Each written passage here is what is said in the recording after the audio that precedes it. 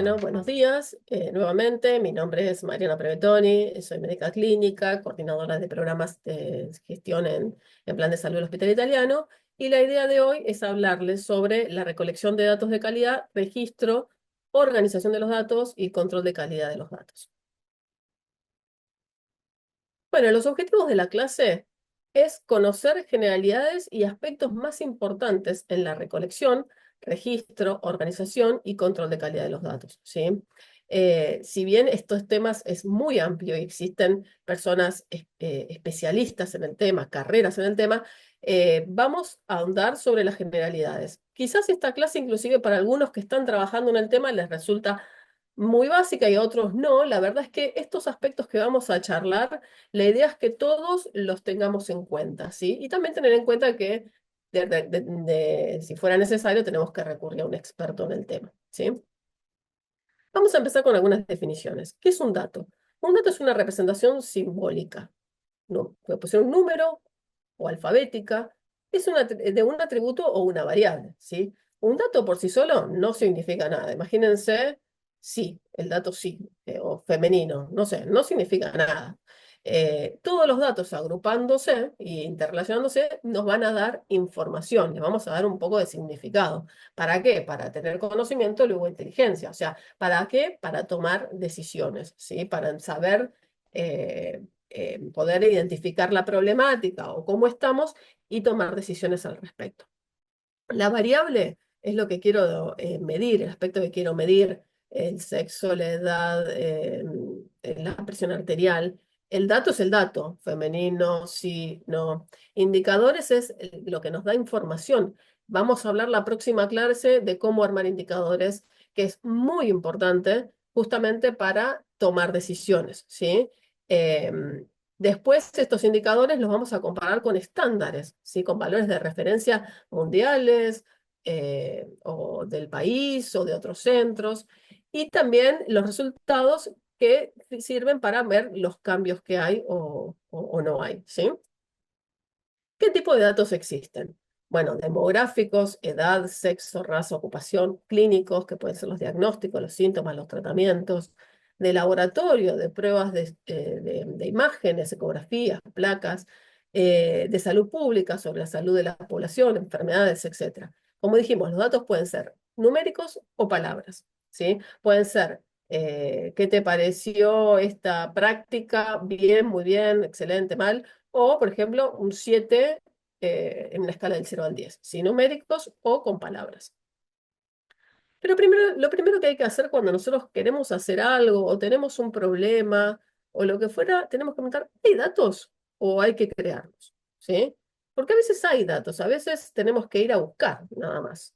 Entonces, las fuentes de datos, ¿cuáles son? ¿Dónde vamos a ir a buscar? Y generalmente buscamos en registros médicos, en historias clínicas, administrativas, encuestas de salud, estudios de cohorte, etc. Se le llama fuente de datos primaria es aquella que se recolectó originalmente, o sea, los datos sin ningún procesamiento posterior. O sea, yo tuve, por ejemplo, un protocolo de estudio, una investigación, ¿sí? Yo tuve tal pregunta de investigación y tomé estos datos para responder esa pregunta, ¿sí? Y secundarios es cuando ya toman bases de datos que ya tienen información preexistente, por ejemplo, cuando combino varios estudios, ¿sí? Entonces, supongamos que no hay datos, o por lo menos no están todos los que queremos. Nos tenemos que preguntar, si tenemos que recolectar datos, tenemos que preguntar estas preguntas principalmente. ¿Qué vamos a medir? ¿Cómo lo vamos a medir?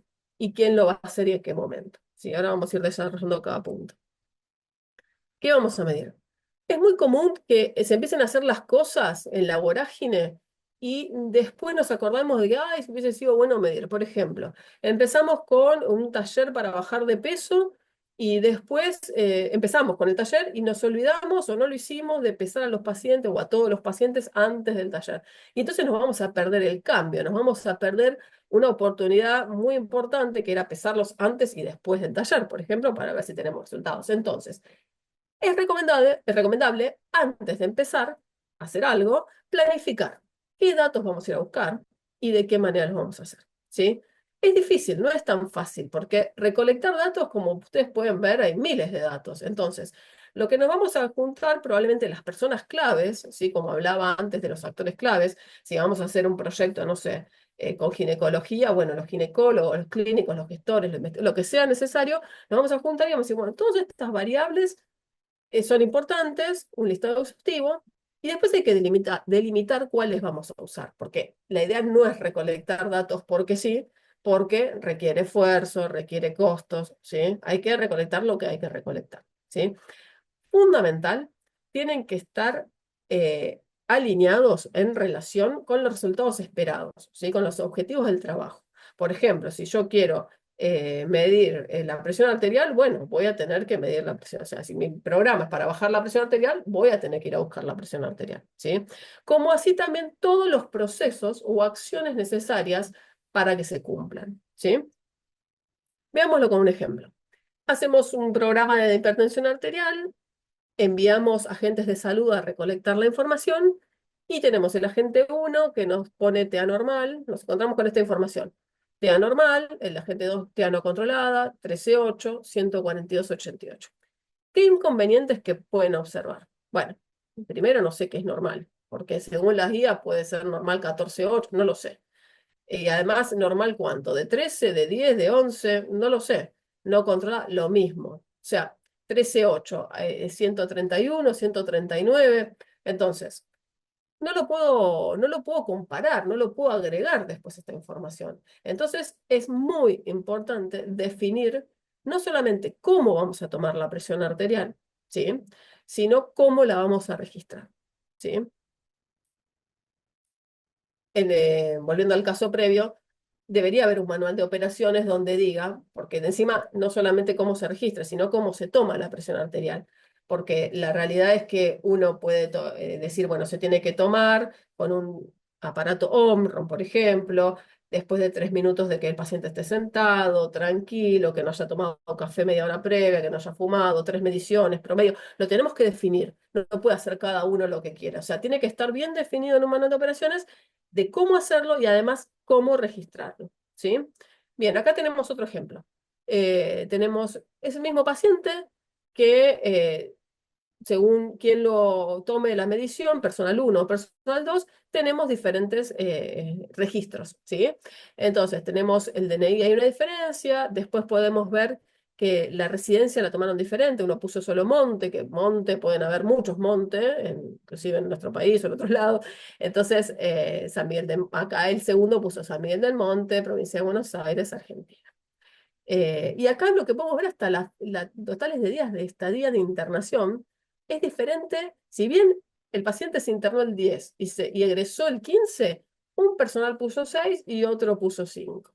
Entonces, esto es una diferencia importantísima. Tenemos que definir cómo lo vamos a considerar. Si vamos a considerar el 15 como que sí, el 15 como que no. Tenemos que, no sé, estar claro, ¿sí? Para que no haya margen de error, ¿sí?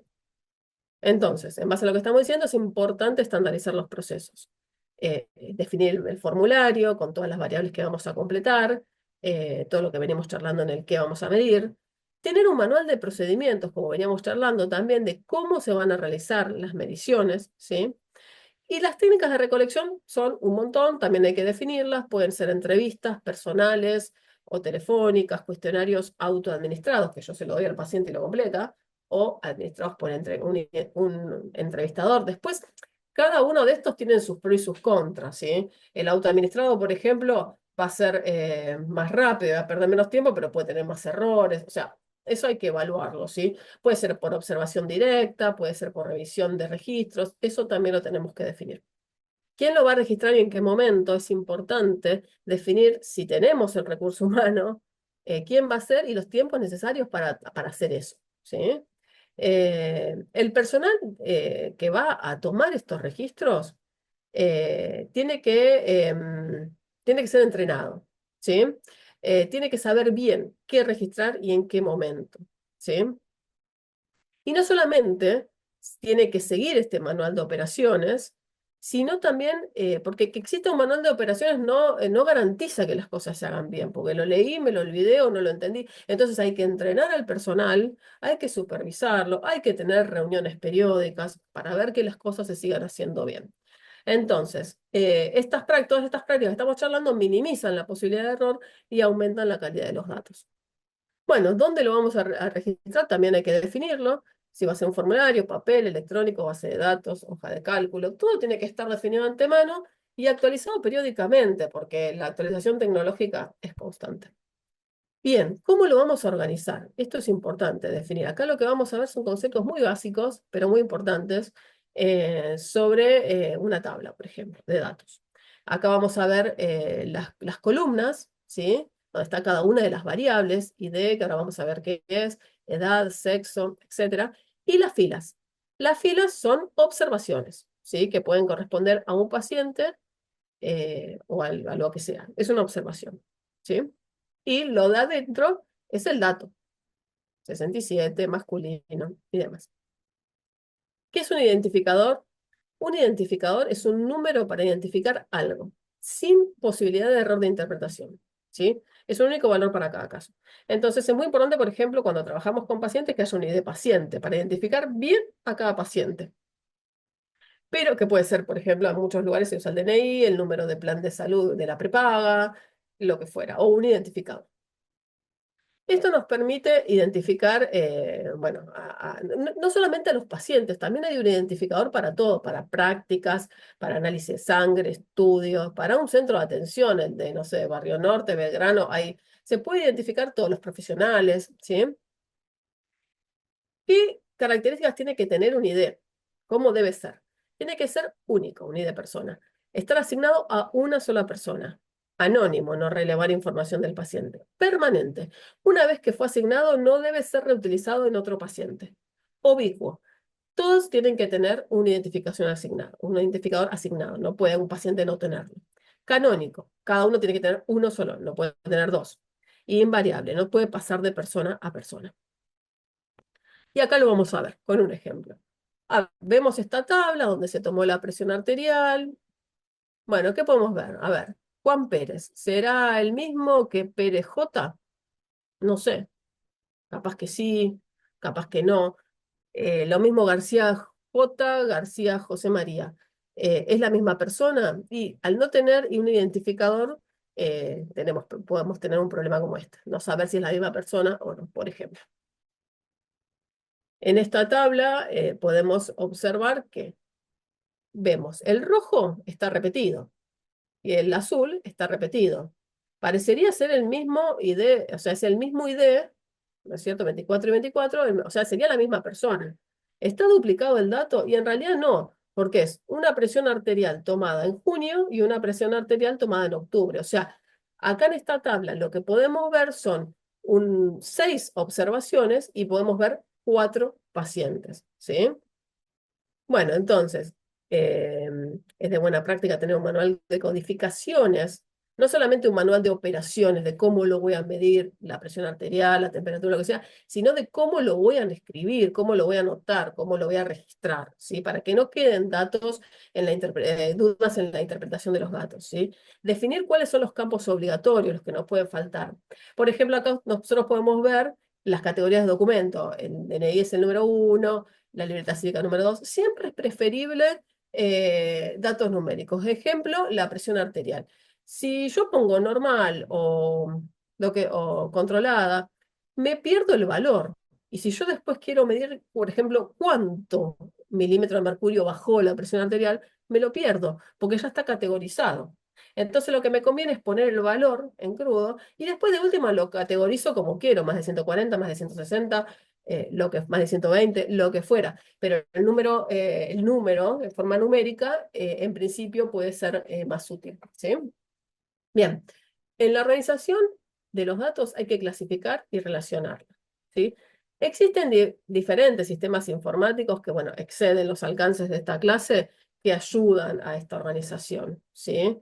Pero no nos vamos a detener. Pero sí que sepamos que se pueden relacionar para entenderlos mejor y dar mejor información, ¿sí?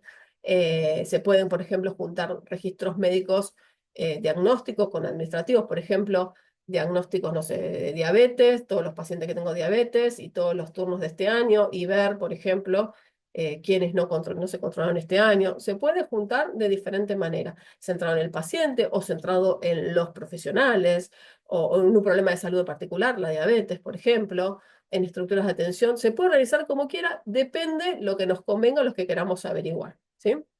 ¿Qué aspectos tenemos que tener en cuenta en la calidad de los datos? Que sean íntegros, ¿sí? ¿Qué significa esto? Que no haya mucho dato missing, que estén completos, porque si después, por ejemplo, tenemos mucho dato missing, missing significa sí, error, o sea, como que no se completó. Em, Después podemos sacar conclusiones inadecuadas o que no nos sirvan los datos, ¿sí? Unicidad es que cada dato sea único, ¿sí? Que no esté duplicado. Validez, que tenga relación con el formato que se pretende. Y si yo pido la edad, tiene que ser un número, probablemente. Puntualidad, que esté completo en el momento que lo necesito. Preciso, digamos, que mida lo que se pretende medir. Coherente, por ejemplo, cuando yo veo una tabla de datos, por ejemplo, no puedo tener más pacientes diabéticos que personas, ¿sí? Entonces tienen que tener cierta coherencia. Y tienen que tener idoneidad para el propósito, tienen que estar relacionados con el propósito. Todos estos aspectos que venimos viendo, ¿qué tienden a evitar? Errores como datos incompletos, datos duplicados, datos desactualizados, irrelevantes, sesgados, etc. Bien, entonces, tenemos que trabajar en la prevención de estos datos, porque si queremos que después sean útiles, tenemos que planificarlos bien. Entonces, planificar, qué medir, cuándo, quién, cómo, dónde, tener un manual de procedimientos y entrenamiento, formularios claros y ordenados, hacer un seguimiento, supervisión, auditorías, si no, no hace, sí, hay que entrenar, además de saber el manual verificar los datos, validarlos, hay controles humanos que uno puede hacer o con diferentes softwares, estandarizar los datos mediante reglas para minimizar también el tema del error. Se pueden organizar pilotos, pruebas piloto, en el cual, bueno, tomémonos unos días para ver cómo registramos los datos, los vemos y vemos los errores para poder mejorarlos, y siempre tratando de generar copias de seguridad. Bien, como conclusión es tener en cuenta la importancia de tener datos de calidad. Si no tenemos datos de calidad, no vamos a tener información y no vamos a poder tomar decisiones. Ver si tengo si hay datos disponibles o si hay que crear nuevos para lo que yo quiero medir o quiero hacer o me quiero proponer. ¿Hay datos o los tengo que crear? Si hay que crear, bueno, dedicar tiempo a la planificación y seguimiento y tratar de minimizar los errores, ¿sí? Y evaluar y tener en cuenta que a veces es bueno invertir en un experto que nos dé soporte, puede terminar siendo más eficiente. Si vamos a perder mucho tiempo en esto porque somos muy inexpertos, tal vez vale la pena, si lo amerita y la problemática es relevante, en invertir en alguien que nos ayude. Bueno, hasta acá llegamos. En la próxima clase vamos a ver indicadores que tienen un poco de relación también con esto. Cualquier duda o lo que sea lo podemos ver por el foro y bueno, me despido. Adiós.